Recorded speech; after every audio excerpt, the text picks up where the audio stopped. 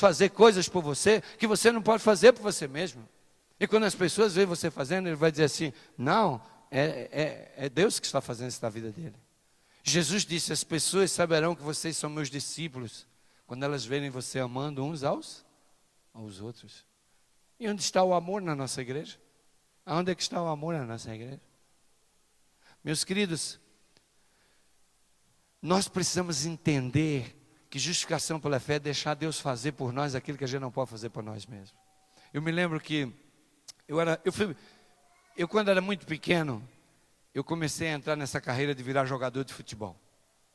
E a minha mãe não sabia. Todo domingo à tarde eu fugia para a casa de um amigo, mas na verdade eu ia para o estádio jogar. Eu jogava no infanto juvenil, já estava ganhando dinheiro e minha mãe nem sabia. Mas um dia, quando acabou um jogo, naquele tempo eram os alambrados do estádio, quando abriu o alambrado, minha mãe estava na frente do alambrado do estádio, quase morri. Não sei como ela entrou naquele estádio lá, ela conhecia o porteiro do estádio, seu Vado, ela me agarrou pela orelha assim, saiu me arrastando por dentro do campo, assim, todo mundo vendo. E o meu time tinha acabado de ganhar porque eu fiz um gol. Então estava todo mundo me botando para cima, me abraçando, minha mãe me arrastando dentro do estádio. Era um domingo de tarde, 3 horas da tarde, acabou o jogo preliminar para o principal. E ela disse, vá arrumar suas malas, que amanhã você vai se embora para o colégio interno, com 13 anos de idade. E eu chorava, e ela me botou no carro na segunda de manhã e me levou para o ENA, lá em Belém de Maria. E falou assim, ó, lá não tinha nenhuma criança, o aluno mais velho tinha 17 anos. Ela foi lá, falou com o diretor, falou, vou deixar esse meu garoto aqui agora. Explicou para o professor, e eu fiquei doente. E fiquei ali, 13 anos, não tinha nem outro menino. E eu me lembro de umas coisas daquele tempo. A gente ia para o refeitório, quando chegava lá, ficava na fila do refeitório. E eu, como era guri, corria, era o primeiro da fila. Mas aí, quando a fila estava já uns 10 pessoas para abrir a porta do refeitório para comer, havia um rapaz chamado Joel, que trabalhava na vacaria, fortão assim, capaz de segurar uma vaca com as mãos, o danado, altão. E ele veio e entrava na frente da fila. E o povo queria gritar, ele falou, quem é que está reclamando aí? Ninguém está reclamando, pode ficar aí na frente. Não tem problema. Mas a gente tinha um preceptor que era um português chamado Pastor Valério. Brutão, um portuguesão assim, grandão, do tamanho do Joel, os smoke grande também. Mas ninguém tinha coragem de dedar o Joel. Mas um dia, quando ele estava entrando na frente da fila, o Pastor Valério estava dobrando na esquina assim, vindo. E viu. Ele falou assim, Joel, saia daí. Eu falei, não vou sair não. Aqui é o meu lugar. E os dois começaram a bater boca e eu olhei para a galera e falei, opa, a temperatura aqui vai esquentar agora com esses dois brutamontes. Falei, vamos afastar aqui. E Joel desceu as escadas e começou a discutir na frente, e o pau foi esquentando, a temperatura foi subindo. E quando eu dei fé, entendeu? O Joel meteu um tapa na cara do pastor Valério. E o português se ajeitou assim, balançou, mas não caiu não, né? E aí ele botou a mão aqui assim, ele falou, olha, tu sabes de uma coisa, tu pode seguir igual a Bíblia diz, bate aqui do outro lado. E Joel disse, eu vou bater sim, meteu a mão do outro lado. Pá! E o homem balançou assim, botou a mão e todo mundo falou, opa, o homem está batendo no preceptor, a coisa está feia aqui. E o português disse, agora Joel, se cumpriu a Bíblia, rega sua mão e pá! Na cara dele assim. Quebrou o nariz de Joel, sangue jorrou. Tiveram que trazer um carro para levar o homem para o hospital lá em Palmares. E eu, uau, agora se cumpriu a Bíblia, ele mandou bala em cima de mim. E a turma aplaudiu, todo mundo aplaudindo. Ninguém nunca viu o Joel no chão sangrando. Mas não era disso que Jesus estava falando. Não era disso. Jesus estava falando assim, se alguém te fizer o mal, faz a ele o quê? O bem. E lá em Tiago diz assim, se alguém sabe que tem que fazer o bem e não faz o bem, o que é isso? Isso é o quê? É pecado. Se alguém sabe que sabe fazer o bem e não faz, isso é pecado. Queridos, nós temos que entender que justificação pela fé é um processo muito lindo na vida cristã. Porque justificação pela fé é quando você bota o teu ego abaixo e deixa Jesus entrar, e Ele vai começar a fazer coisas na tua vida que você não pode fazer por você mesmo. O livro Mensagem aos Jovens, na página 35, diz assim, é imputada a justiça pela qual nós somos justificados. Aquela pela qual somos santificados é a comunicada. A primeira é o nosso título para o céu. E a segunda é a nossa adaptação para Ele. Ok. Para que você possa entender justificação pela fé, existe um processo. E nós temos que entender essa mensagem, porque essa é a mensagem que vai transformar você e eu. E agora nós sabemos o seguinte: a definição de justificação pela fé é colocar o eu no pó da terra e deixar Cristo entrar na minha vida e fazer por mim uma coisa que eu não posso fazer por mim mesmo. É por isso que você está casado com a tua mulher, olha para ela e fala: meu pai do céu, eu tenho que aguentar essa mulher o resto da vida, não vai ser fácil não. Isso é o seu ego que diz isso. Se você botar o teu ego no chão e deixar Cristo entrar, Cristo vai dizer assim: meu querido, essa mulher com todos os defeitos dela, essa é a mulher que você precisava. Porque se eu tivesse dado uma perfeita para você, você podia perder a tua salvação. Então eu botei esse espinho na tua carne, para você andar com Ele, amar Ele, caminhar com Ele e no fim ir para o céu. Amém, igreja? Amém, fraquinho esse aí, hein? Meus queridos, quando Cristo entra, Ele faz por você uma coisa que você não é capaz de fazer. Quando Cristo entra na vida, Ele transforma e acerta os pontos da tua vida que estão errados. Mas lembre-se, quando Cristo entrar na tua vida, quem vai dirigir a tua vida é Cristo, não é você mais. Jesus não anda no banco do passageiro e nem no banco de trás do carro. Se Ele não está no volante dirigindo a tua vida, Ele não está lá. Eu estou falando do poder dEle, porque é claro que o Espírito de Deus está com todo mundo, mas eu estou falando de dirigir a vida. É claro que Deus não vai te abandonar, mesmo que você faça tudo que é de errado, Deus está com você. Mas quando eu digo de dirigir, é diferente, ok? É diferente. Dirigir é você renunciar ao teu eu e deixar que Deus dirija. Agora, o Espírito de Profecia diz assim: quando vem sobre justificação pela fé, dessa coisa de deixar Deus entrar e dirigir no lugar do eu, tem duas maneiras de fazer isso. Há um processo. A primeira parte do processo a gente chama justiça imputada. É um processo que acontece na vida da pessoa. Deus imputa a justiça dele em você. E a segunda é a justiça comunicada, que Deus vai comunicando a você um poder para fazer você crescer em santificação e adaptar o seu caráter para o céu.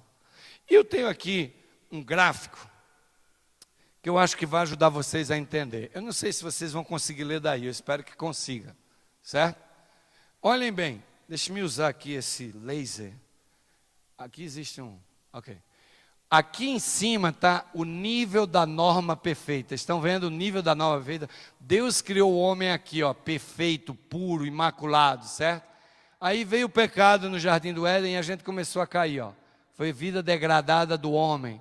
Aí o homem caiu, até que chegou ao fundo do poço.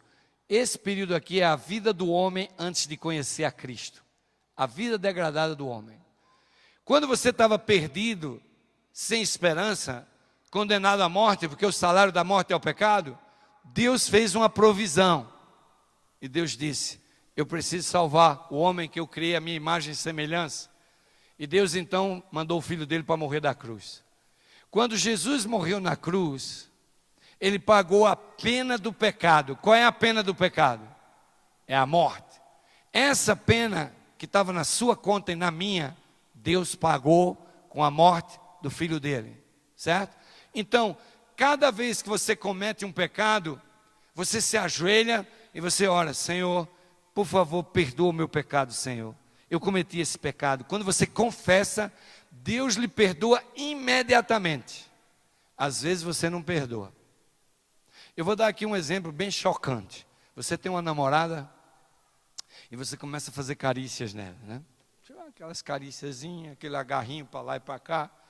E aquilo lá vai brincando com fogo, né? Aí uma hora você fica em casa sem ninguém estar e as carícias vão para lá, pum, fez sexo. Os dois sentem um sentimento de culpa terrível, angustiados. Eles correm à presença do Pai: Senhor Deus, me perdoa porque eu fiz sexo com a minha namorada, isso é pecado. E é pecado mesmo, hein? Senhor, por favor, me perdoa. Deus perdoa na hora. Zera a sua conta. Às vezes você ainda fica com a culpa aqui, viu? Mas é o diabo que bota, porque Deus já perdoou. Isso é justiça imputada. Você se ajoelha e pede perdão, e por causa do sangue de Cristo derramado na cruz do Calvário, Deus te dá o perdão imediato, na hora você é perdoado. Acabou-se. Essa é a justiça imputada de Deus. Se você morrer naquela hora, você está puro, porque Deus perdoou os teus pecados. É por isso que a gente não sabe quem vai estar lá no céu. Pode ter um bandido na hora de morrer, ele se arrependeu dos pecados dele todinho, e Deus pode ter levado ele para o céu. Você vai dizer, mas isso não é justo. E quem é você para dizer o que é justo e o que não é? Quem é você para dizer o que é justo e o que não é? Você não sabe de nada. Deus é que é justo para dizer quem vai ou não vai. Não interessa. Agora, existe uma justiça que Deus dá imputada na hora que você pede perdão. Não importa o tamanho do pecado, pequeno ou grande. Quando você se ajoelha e pede perdão, Deus perdoa você na hora. E isso a gente chama justiça imputada. Isso é justificação imediata. Isso é o título para o céu, porque você está puro na hora que é perdoado. Isso é alcançado pela fé, porque você se ajoelha, pede perdão e pela fé é perdoado. E isso é uma obra repentina, é imediata, certo? Agora, para a justiça imputada de Deus entrar no seu coração na hora, imediatamente, tem que haver o quê? Arrependimento, tem que haver confissão, tem que haver perdão, você sente paz e é reconciliado com Deus e começa uma nova vida. Imediatamente. Agora, meus queridos, Deus é amor e Ele perdoa. Mas a gente tem que confessar. Quando você se ajoelha e diz assim, Senhor, perdoa meus pecados. Que tipo de confissão é essa? Uma confissão que nem você sabe o que você fez? Uma confissão que você não sabe nem o pecado que você cometeu? A nossa condição espiritual hoje ela é tão deplorável que a gente já não sabe mais o que é pecado e o que não é. Pecado é tudo que separa a gente de Deus. Isso é pecado. Essa é a melhor definição de pecado. Tudo que separa você de Deus é pecado. Por exemplo, hoje temos a reunião aqui. Se alguém não veio aqui por causa da chuva, pecou. Pecou, porque devia estar aqui. Porque todo domingo à noite a casa do Senhor está aberta. Você é membro dessa igreja e você é suposto estar aqui, comungando com o Senhor todo domingo à noite. Mas você não vem, porque choveu, porque tinha o jogo, porque tinha um fantástico, porque tinha não sei o que. É pecado. Peça perdão quando não vier para a igreja. Na quarta-feira você não vem por causa do seu trabalho, por causa de outra coisa. Seu trabalho separou você de Deus. A chuva separou você de Deus. Os teus interesses separaram você de Deus. Isso é pecado. Se ajoelha e pede perdão. E Deus perdoa na hora. Agora, se você não vem no pede perdão, a conta está lá em cima, aumentando cada dia. Um dia você vai pagar. Um dia você vai pagar. Tudo que separa. Você acorda de manhã, tarde, toma um café rápido, vai-se embora. Não teve um momento de comunhão com Deus. Isso é pecado. Porque você começou o seu dia sem Deus. Pede perdão por isso todo dia. O israelita, ele lutava para não pecar porque ele tinha que matar o cordeiro todo dia. Quando você começar a cometer o mesmo pecado todo dia, e todo dia tiver que pedir perdão, e todo dia tiver que receber a justiça imputada, você vai parar de pecar para não ter que pedir perdão. Você pode ficar certo disso. É desse jeito que o processo vai transformar você. Porque você tem a consciência de que aquilo está separando você de Deus. Quando você arruma uma namorada e ela começa a tirar você da igreja, puxar você para outras coisas, isso é pecado. Há muita coisa que é pecado na sua vida. E você precisa começar a usar esse princípio. O que é que está me separando de Deus na minha vida? Nós abrimos a nossa igreja 3 vezes por semana, no sábado, no domingo, na quarta-feira. E nem isso você pode cumprir. Nós estamos perdendo o senso que essa casa aqui de adoração é a presença de Deus. Tem membro que diz assim, eu entrei vazio, saiu vazio. Isso é a maior tragédia, o cristão que diz isso. Ele perdeu a noção de Deus. Ele entra na casa de Deus, sai e não viu Deus. E não encontrou Deus. Já pensou que desgraça? É uma blasfêmia isso, está condenado. Você não precisa ouvir sermão nem nada. Quando você entrar aqui, se ajoelhar, e você olhar para essa cruz aqui, e você se ajoelhar na presença do Altíssimo, e você sentir a presença do Deus Todo-Poderoso, você vai sentir paz na alma, só de estar na casa do Senhor. Eu estou iniciando um projeto lá na minha igreja, que a gente vai abrir a igreja todo dia, da 9 ao meio-dia. Eu estou procurando uns irmãos aposentados, vamos botar uma música ambiente, vamos botar o santuário na penumbra, e vamos abrir assistência social todo dia também, das 9 ao meio-dia. Quando as pessoas entrarem para a assistência social, elas vão ser convidadas a orar no santuário, se elas quiserem. O santuário vai estar aberto para oração todos os dias. É a casa do Senhor, é a presença do Senhor. As pessoas têm que entrar lá. Os irmãos que estiverem angustiados, passando por trabalho, ouvindo, entram no santuário do Senhor. Eles vão à presença do Altíssimo, receber a bênção de comungar na presença dEle. Nós perdemos isso. A gente nem quer vir aqui sábado, domingo, quarta-feira, imagina todo dia. Imagina passar aqui todo dia para o trabalho às 6h30, 7 horas da manhã, para sentir o refrigério da presença do Altíssimo. Meus queridos, a justiça de Deus, ela se divide em duas. Imputada é a primeira, imediata, na hora. Pecou, pediu perdão, está perdoado. Ela é tão simples que a gente não crê. E aí vem a fé da gente. Porque é tudo simples. Aí, quando você recebe a justiça imputada, aí você tem que entrar agora na comunicada. Porque a comunicada é o seguinte, você cai no pecado e você começa a crescer.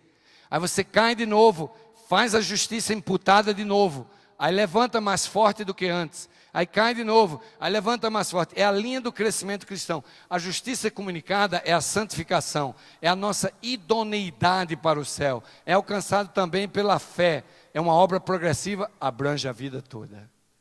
Lembra-se quando Jesus falou para aqueles fariseus assim, quem não tiver pecado, atire a primeira pedra. O que aconteceu com eles? Foi tudo embora. Jesus olhou para a mulher e ele disse o quê? Cadê os teus acusadores? Foram embora. Ele falou, eles não te condenaram, não. Eu falei, eu também não te condeno. Justiça imputada. Eu também não te condeno. Perdão na hora. Prostituta, adúltera, pecadora. Jesus perdoou e zerou a conta dela na hora. Justiça imputada. Eu também não te condeno. Aí vem a justiça comunicada. Qual é a justiça comunicada? Vá e o quê? Não peque mais.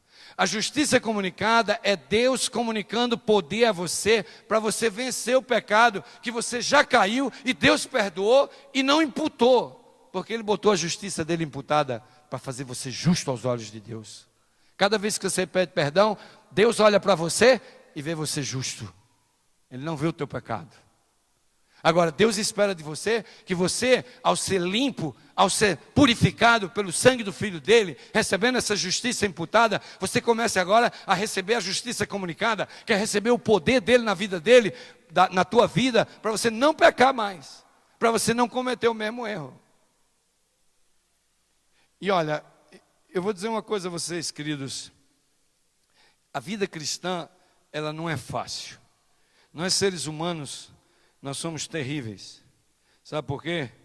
Porque a gente lembra que eu disse que a gente é imediatista? A gente quer tudo rápido. Então a gente quer ser santo rápido também. Você quer ficar santo da noite para o dia. Mas eu vou contar uma história para vocês. Eu preciso olhar para o relógio porque eu não posso ir muito longe hoje à noite não. Eu vou contar uma história para vocês. Quando eu era pequeno, era pecado ir no cinema. Se você fosse no cinema, você era disciplinado. Se você insistir no cinema, você era eliminado da igreja. E ainda continua sendo pecado no cinema hoje. A igreja que afrouxou as calças. Mas o pecado ele continua. E o pecado não é por causa do filme. Porque o filme não tem nada a ver com o filme. Se bem que assistir o filme também é pecado. O diabo está fazendo sessão espírita na casa dos adventistas, pela televisão, dentro da casa deles. Porque quando você assiste um filme que tem qualquer coisa espírita no filme, você abriu uma sessão espírita na tua casa, dentro da tua casa. E muitos irmãos hoje estão trazendo o diabo para dentro da casa dele pelo canal de televisão e não percebem. Certo? Então cuidado. Cuidado que a sua casa pode estar tendo sessões espíritas aí. O diabo está dando risada e você acha tudo normal. Às vezes o diabo vem pelas notícias mesmo. Ultimamente até as notícias estão perigosas também. Mas isso é uma coisa entre você e Deus. Mas o cinema é pecado, sabe por quê? Porque cada vez que você vai no cinema, você paga um ingresso para entrar. E quando você paga o ingresso, uma porcentagem daquele ingresso vai financiar a casa de espetáculo. Por exemplo, vamos dizer que o filme seja os 10 mandamentos. Então você paga o cinema, os 10 mandamentos, e é um filme religioso, é uma benção. Mas uma parte daquele ingresso foi para suportar a casa, pagar a luz, pagar tudo, o sistema de som, para no dia seguinte entrar um filme do diabo lá e promover o diabo. Se você souber que existe algum amigo teu blasfemando contra o teu pai e a tua mãe, falando mal dela, você vai ficar amizade com essa pessoa? Você vai ficar indo na casa dessa pessoa? Pois é exatamente o que o cinema faz. O cinema é uma casa de espetáculo que blasfema contra Deus. Agora, se os adventistas e até os pastores, sei lá quem mais, quer pagar o ingresso e quer ir lá e quer financiar a casa de espetáculo, você pode ir, meu amigo, mas você já sabe de que lado você está. Você já sabe. Não tem conversa. Porque você está financiando a casa de espetáculo. Esse é o problema do cinema. É por isso que o cinema é pecado. Não tem nada a ver com o filme. Tem a ver com o ingresso, com o dinheiro que você paga para financiar a casa que blasfema o nome de Deus. Então a igreja estava certa no passado e continua certa hoje. Agora, se você vai para o cinema, a conta é tua lá em cima. E é você que vai pagar, não é eu. Mas essa não era a minha... Não sei nem porque eu fui nessa direção. Agora eu tenho que voltar para o que eu queria dizer. Eu nunca tinha entrado no cinema. E eu morava na rua que tem um cinema na esquina. Desse lado direito, eu morava no meio da quadra. Naquela esquina ali tinha um Cine Eldorado. E todo dia quando eu passava para a escola à noite, eu olhava para o cinema lá, e eu cruzava a rua, e eu ficava olhando os cartazes. Falei, nossa, esse deve ser um filmaço. Mas eu não posso assistir, eu sou adventista. Vamos embora. Quando eu voltava da escola lá pelas 11 da noite, eu passava lá na frente lá. Falei, nossa, que filmaço. Uau, se eu não fosse adventista. Mas eu ia embora, adventista. Foram meses e anos assim. Até que um dia eu estava vindo da escola, 11 horas da noite, e nesse dia não estava só na parede não, estava um cartaz tipo aquele ali, bem na frente, e dizia assim, o maior clássico da história do cinema, e o vento levou, ganhador de não sei quantos Oscars. E eu falei, nossa, esse é bom demais. Ah, se eu pudesse assistir esse. Eu acho que eu vou assistir esse. Mas eu sou adventista, não posso assistir não. Bora. Bem, todo dia eu passava e namorava, mas não posso assistir. Bora. Eu sempre estava namorando a tentação, né? Sabia que não podia, não devia, mas estava lá eu olhando. Bem, uma semana quando eu estava vindo na segunda-feira, depois de uns 3 meses, apareceu uma placa dizendo assim, última semana. Eu falei, uau, se eu tivesse uma chance de assistir, tinha que ser essa semana. E eu olhava, 11 horas da noite, era a última sessão, acabava lá para 1h30 da manhã, estava ficando escuro, estava escuro, não tinha ninguém, meio deserta a rua. Eu falei assim, ai. Bem, na sexta-feira começava o outro, na quarta era o penúltimo dia, na quinta era o último dia. Quando eu estava vindo na terça-feira à noite, o anúncio dizia assim, amanhã será o penúltimo dia, e hoje é o antepenúltimo dia. E eu falei, eu vou assistir esse negócio. Eu vou dar um jeito aqui. Eu olhei para a rua, não vi nenhum adventista desse lado, não tinha nenhum adventista do outro. Eu corri para a bilheteria, Rafael, moço, me dá aí um bilhete aí. Quando ele me deu um bilhete, apareceu um grupo entrando pela esquerda, eu pensei que eram os crentes, corri com o ingresso no bolso, saí correndo. Ô Senhor, obrigado, quase que eu pequei, entrei dentro do cinema. Tem misericórdia de mim, Senhor. Por favor, Senhor, me ajuda, tem misericórdia. Please, por favor. Cheguei em casa aliviado, quase pequei, mas o ingresso estava no bolso. No dia seguinte, lá vinha eu na quarta-feira, e eu dizia assim, é hoje, eu já estou com o ingresso aqui, eu vou entrar. Aí eu olhei assim, quando eu estava para entrar, apareceu um grupo de gente e eu corri de novo. Falei, puxa, quase que eu pequei de novo. Não vou assistir, não vou. Um conflito, esse é o conflito dos séculos. Esse era o grande conflito. Mas finalmente na quinta-feira, quando eu estava vindo, era 11 e pouca da noite, ia começar a última sessão, estava um deserto, eu nunca tinha entrado dentro de um cinema. Eu falei, essa é a minha chance de conhecer um cinema agora, ainda mais assistindo o maior filme da história do cinema, eu vou entrar nesse negócio. Eu olhei para o lado, não vi nenhum adventista, eu olhei para o outro, não vi ninguém, só tinha o guarda, o ingresso já estava no bolso, eu falei, vai ser agora. Dei uma corrida para dentro, dei rápido para o cara e saí na carreira, subindo aquelas escadarias no meio da escuridão, com aquelas luzinhas do lado, e eu não via nada, nem sabia para onde estava indo. De repente eu vi uma porta, abri a porta, tropecei, caí, me levantei, vi uma tela grande, procurei um lugar para sentar, caí no chão, me levantei, achei uma cadeira, sentei, ai, finalmente. Aquela sensação que o pecado dá no começo, né? Nunca tinha visto uma tela tão grande. Falei, ai, que maravilha. Sentei lá, e o filme era umas 3 horas e bote fé. Quando acabou, era um tanto da manhã. Quando estava aparecendo o fim, eu me lembrei, se algum adventista me ver aqui na saída, tem que correr daqui rápido. Aí, antes que ninguém saísse, eu peguei, sentei na última poltrona, peguei a porta, saí descendo pelas escadas, peguei a rua. Olhei deserto, ninguém me viu. Vai, estou salvo. Assisti. Estou salvo, assisti e ninguém viu. Estava aliviado. Mas quando eu comecei a andar para casa, aquele meio quarteirão, eu dei uns 10 passos assim, aí uma bola de chumbo caiu na minha cabeça. O que você fez, Deus? Traiu o seu mestre, traiu a sua fé. Que vergonha. E aquilo foi crescendo. E eu cheguei em casa e não conseguia dormir. Eu me ajoelhei no pé da minha cama e eu falei, Senhor, chorando, falei, Senhor, me perdoa, eu sou um fraco, um pecador, me perdoa. O que aconteceu? Deus me perdoou ou não? Na hora, justiça imputada, zerou a conta lá em cima. Não há recordes de pecado. Quando você confessa o pecado em arrependimento e sinceridade, ele é apagado do livro de pecados e da memória lá no céu. Deus te perdoou. E eu estava perdoado. E pronto, fui para a escola no outro dia, acabou, se fechou esse capítulo. Não existe mais esse pecado, ele passou. Mas sabe o que aconteceu? Aconteceu uma coisa interessante. Aconteceu que 1 mês e meio depois eu estava vindo da escola e aí tinha um outro cartaz na frente da calçada e dizia assim, Ben-Hur, o maior clássico religioso da história do cinema. E eu falei, eita, esse deve ser melhor que o outro, que esse é religioso. Eu acho que eu vou assistir esse também, mas eu pedi perdão, já pequei uma vez, lá vai eu pecar de novo. E começou a mesma novela, todo dia passava e parava. Eu falei, não posso. O que vocês acham? Eu assisti o segundo ou não assisti?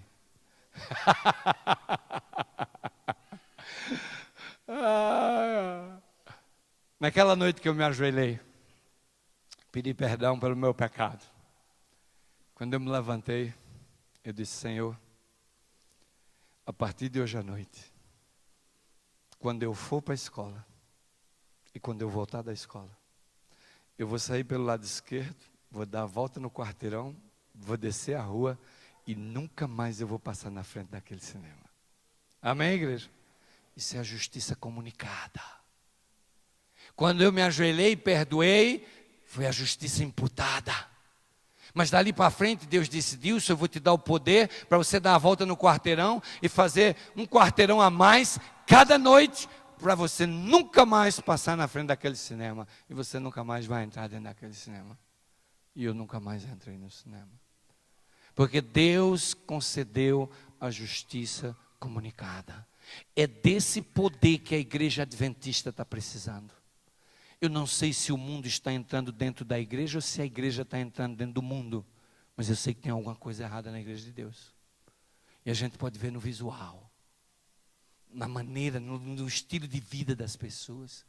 Agora é o tempo de estar se consagrando. Agora é o tempo de estar buscando as coisas do alto. Agora é o tempo de estar se purificando. Agora é o tempo de estar se reavivando. Agora é o tempo de estar buscando esse poder que Deus quer comunicar para você, que Deus quer comunicar para mim. E o próprio Jesus, se você abrir a Bíblia em Mateus 5,48, olhem só o que Jesus diz. Mateus capítulo 5, versículo 48, Jesus diz assim, sede vós perfeitos, como é perfeito o vosso Pai, o quê? Que está nos céus.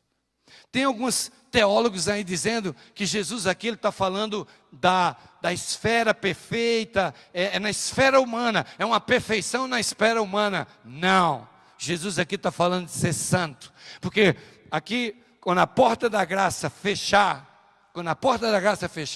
todos aqueles que receberam o selo de Deus, nós vamos estudar isso durante a semana, todos aqueles que receberam o selo de Deus, eles não vão mais pecar, eles vão viver aqui na terra como santos, como Jesus viveu aqui na terra. Senão Satanás ia dizer assim, ô Senhor, olha aí, ó, só teu filho foi santo, não teve nenhum dos humanos aí que conseguiu viver uma vida sem pecado. É por isso que Jesus disse assim, sede perfeitos como é perfeito o vosso Pai que está nos céus.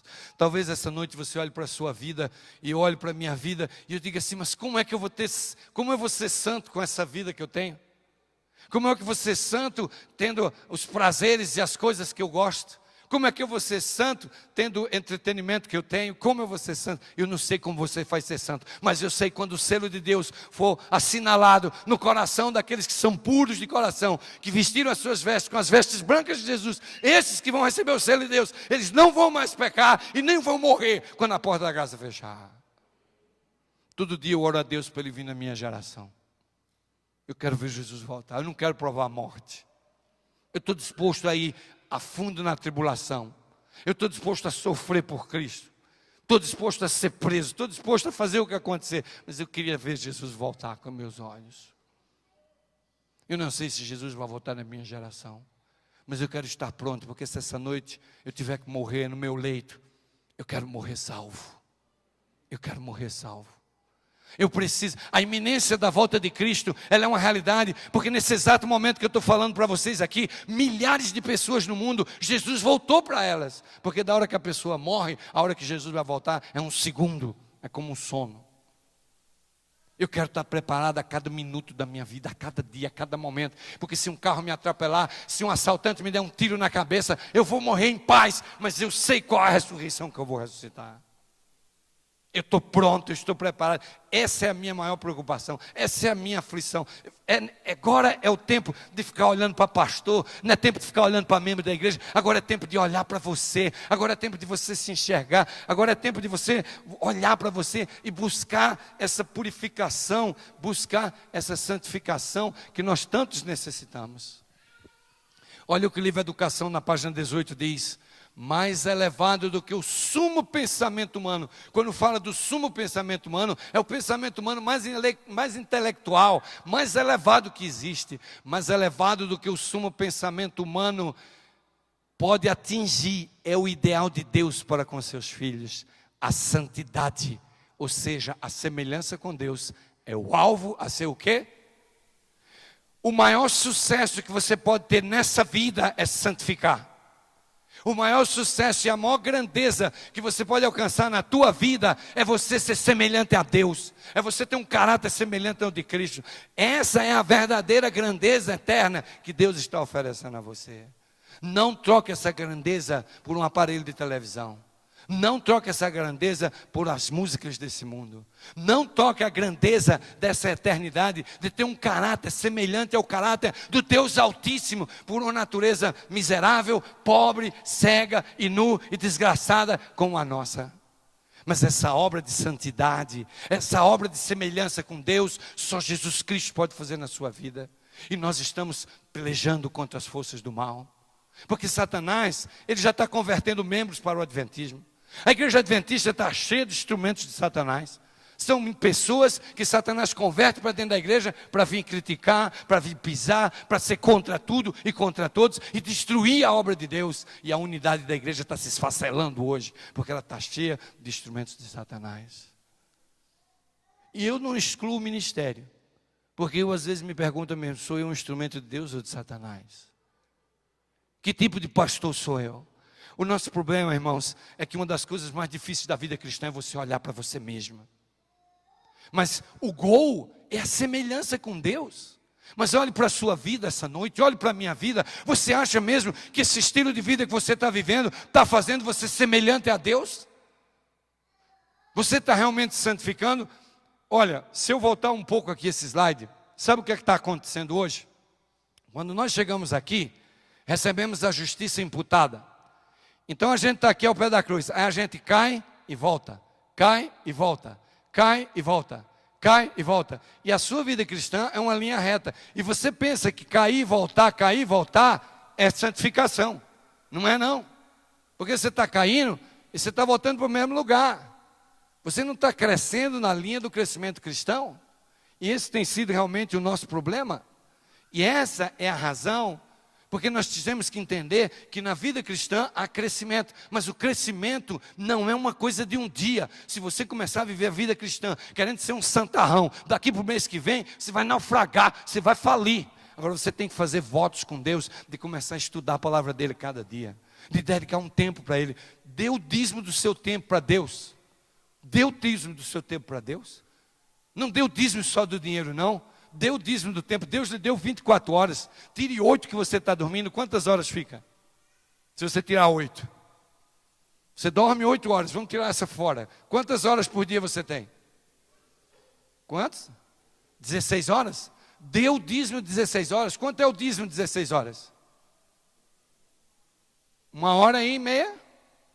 Quase 1h30? 1h e alguma coisa? Dê esse dízimo para Deus todo dia. Você vai dizer, mas eu não tenho esse tempo. Mas o que você está fazendo do seu tempo?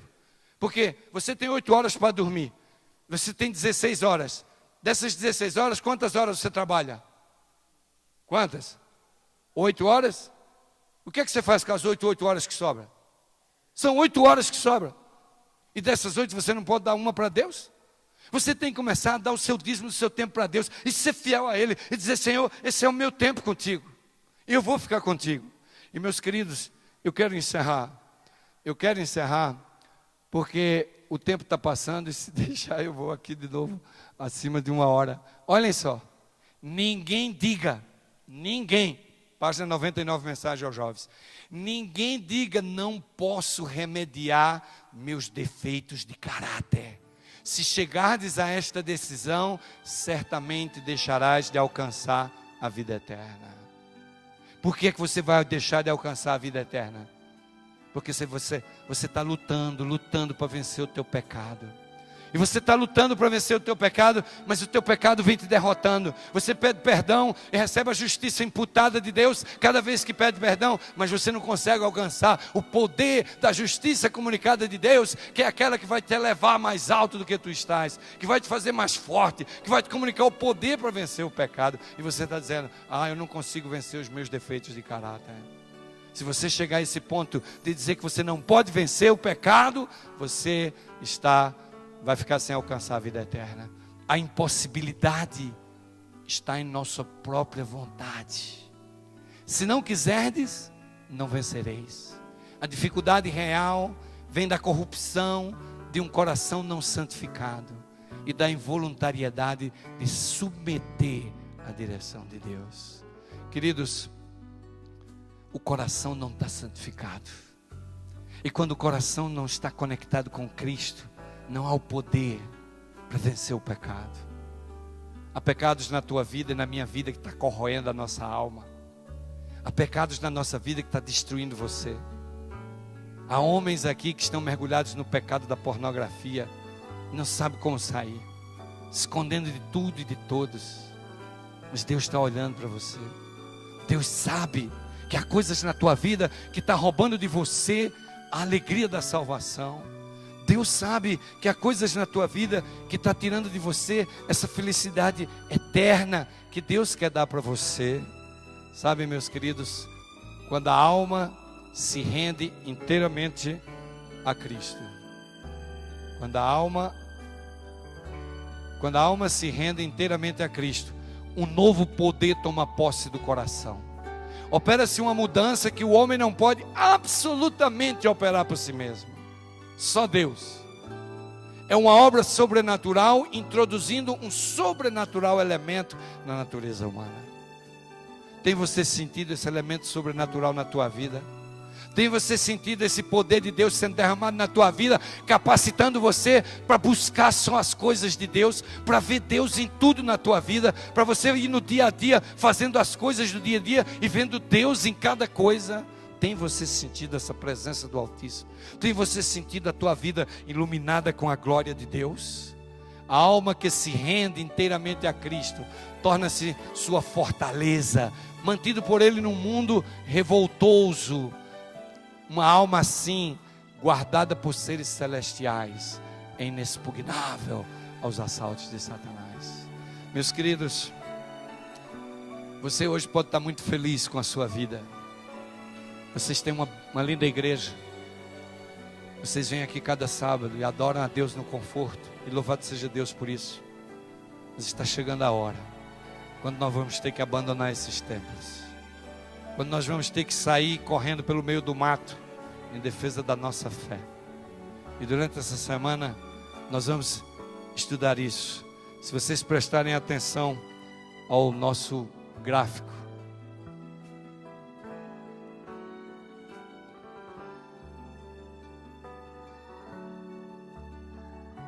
Se vocês prestarem atenção ao nosso gráfico, nós estamos vivendo hoje aqui. A reforma espiritual nós estudamos ontem e hoje. Amanhã nós vamos estudar sacudidura, terça o selamento. Na quarta nós vamos estudar chuva, seroida e o ato clamor. Na quinta o tempo de angústia. E na sexta e sábado nós vamos estudar perseguição, o decreto dominical, angústia de Jacó, pragas e o livramento de Deus. Quando a porta da graça fechar aqui, todos aqueles que receberam o selo de Deus vão ficar da porta da graça até o livramento. Eles vão ficar vivendo a vida como santos. Eles vão viver a vida como se Deus, como Jesus viveu aqui na terra. E não vão mais morrer. E vão cantar um cântico especial no céu, que só aqueles que vieram da grande tribulação saberão. Meus queridos, o selo de Deus nunca vai ser colocado no coração de um homem e de uma mulher de coração impuro. Hoje é o dia de buscar a santificação. Hoje é o dia de abandonar as coisas deste mundo.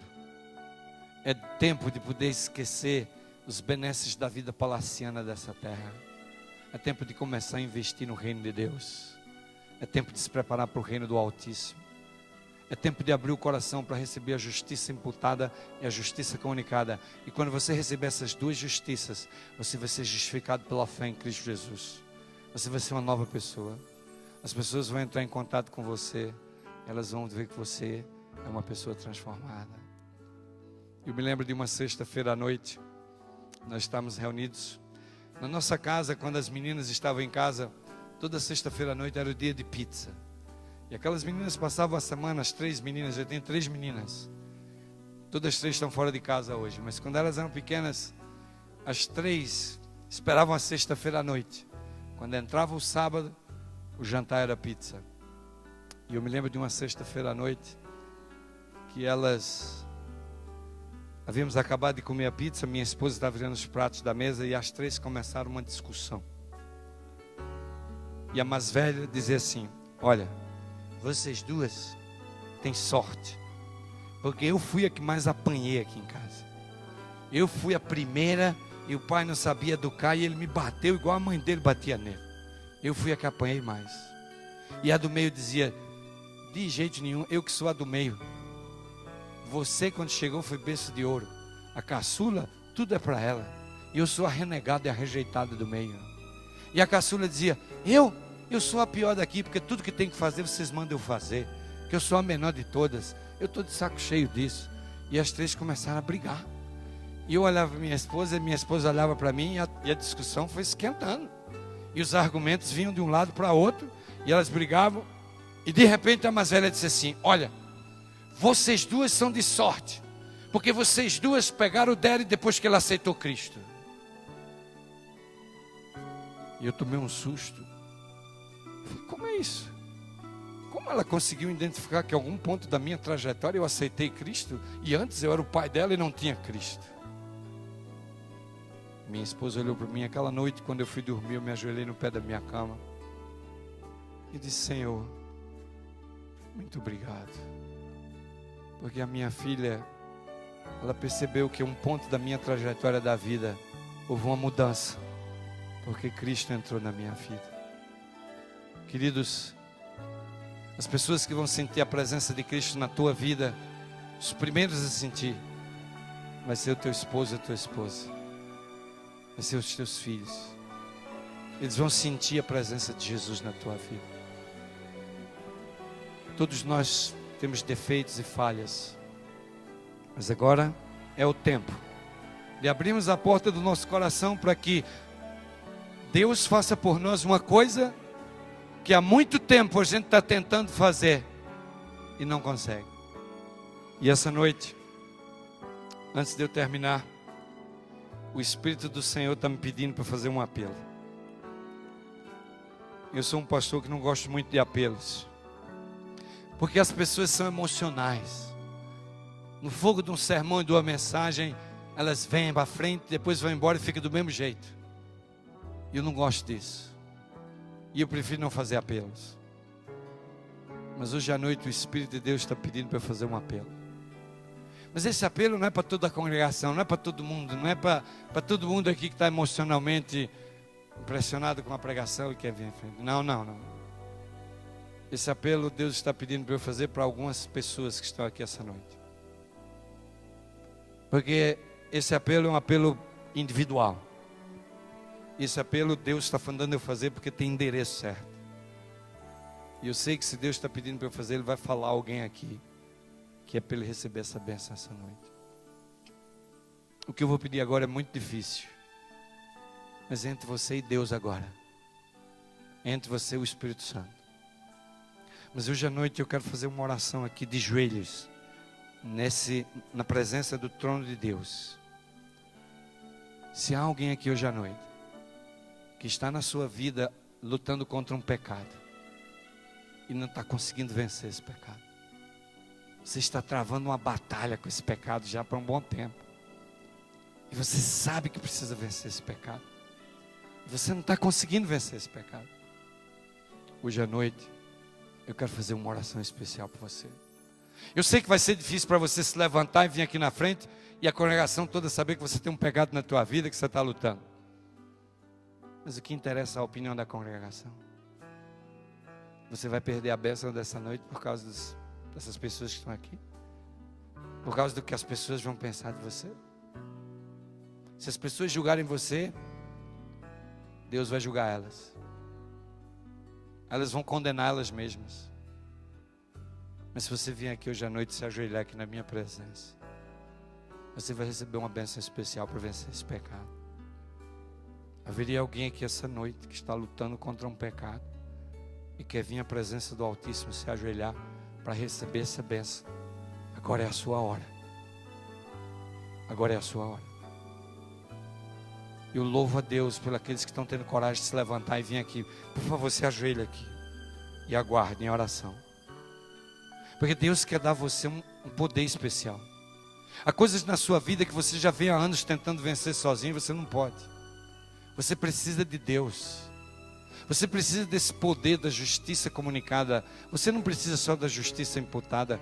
Você precisa desse poder. Eu quero que você se ajoelhe aqui na frente e agora confesse o seu pecado a Deus. Você vai ter um tempo antes de eu orar aqui agora, para você confessar o teu pecado a Deus. Fale com Deus. Diga a Ele: Senhor, eu quero parar com isso. Eu não aguento mais. Eu preciso dessa justiça comunicada. Eu preciso, Senhor, desse poder para não pecar mais. Eu preciso, Senhor, alcançar essa vitória. Se você tem algum pecado, vem aqui essa noite em nome de Jesus, porque eu vou orar por você. Como ministro do Evangelho, eu vou pedir a Deus que derrame sobre você um poder especial. Que não só a justiça imputada, perdoando o teu pecado, venha sobre o teu coração e a tua alma essa noite, mas que você sinta também o poder da justiça comunicada de Deus, dando você forças para nunca mais voltar a pecar. Se quando eu estiver orando, houver alguém ainda que quiser se levantar e vir durante a oração, faça isso. Não resista ao Espírito de Deus agora. Essa é a sua chance. Deus está te chamando. Que a bênção dele esteja contigo. Os que estão sentados, por favor, se ajoelhem em seu lugar. E nós vamos orar por estes que vieram à frente. Por esses que deram um passo a mais para receber essa bênção da vitória sobre esse pecado. Deus onipotente e glorioso Pai, que estás nos altos céus. Tu és o princípio, o meio e o fim.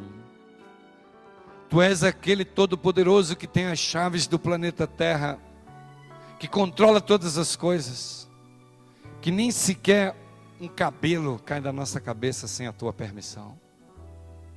Nós, nesta noite, na tua presença, com esse grupo que aqui está, reconhecemos a tua soberania sobre esse planeta.